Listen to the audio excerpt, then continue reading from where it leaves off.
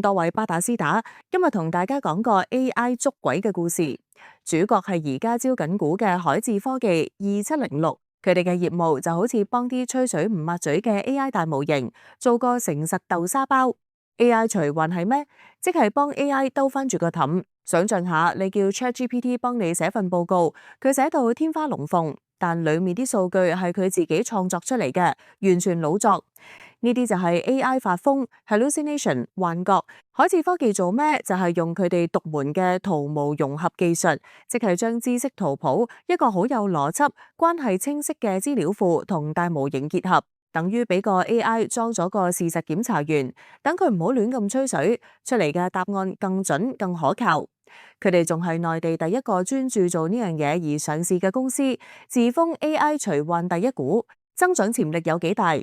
捉鬼部隊個市爆升緊，為想玩新股暗盤揾食，記住富途牛牛夠旺場。開戶之前入邀請碼 MCSN， 即刻搶200蚊現金券加1800蚊迎新。條片有攻略，睇片跟住嚟，包你容易過喺茶樓搶到1蚊一隻雞。佢哋嘅故事有幾吸引，睇下呢幾個數字就知。一、捉鬼業務爆升。佢哋主要靠賣 Alice 智能體，即係個誠實豆沙包。舊年呢嚿業務收入暴增8.7倍，雖然而家只佔總收入2成左右，但就係未來最大嘅幻想空間。二、成個捉鬼市場高速膨脹。有報告話，內地呢個專門治理 AI 發瘋嘅市場，由而家到2029年，可以用每年140%嘅速度增長，真係瞓醒覺又大咗個碼。三、有個百度猛人揸旗，創辦人任旭陽係前百度副總裁，仲係愛奇藝一點資訊嘅聯合創辦人。呢個 IT 老江湖帶住成隊兵，話要專治 AI 亂入，個故事都幾有說服力。簡單講，佢哋想由一間賣傳統數據分析工具、圖譜解決方案嘅公司，變身成 AI 時代嘅事實警察。呢個轉身夠晒有話題性。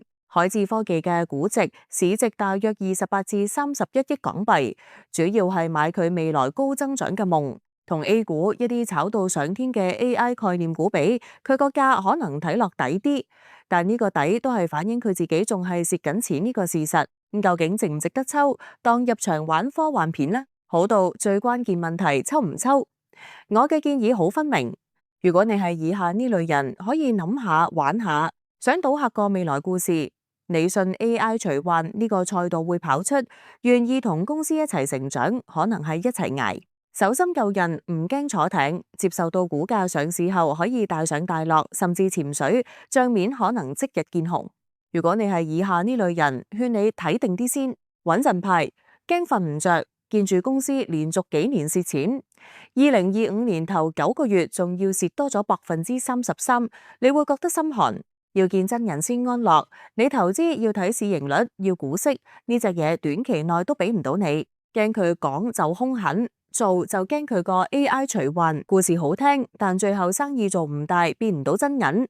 一句講晒，海智科技嘅 IPO 唔係買而家，係買個未來，係一個高風險、高潛在回報，亦都可能係高潛在損失嘅選擇。不過佢集資額唔算大，如果港股大市唔係太差的話，相信都會有一定熱度。想收到更多新股、潛力股同埋潛力幣資訊，就記住要 subscribe 我哋嘅頻道同埋 like 我哋條片啦。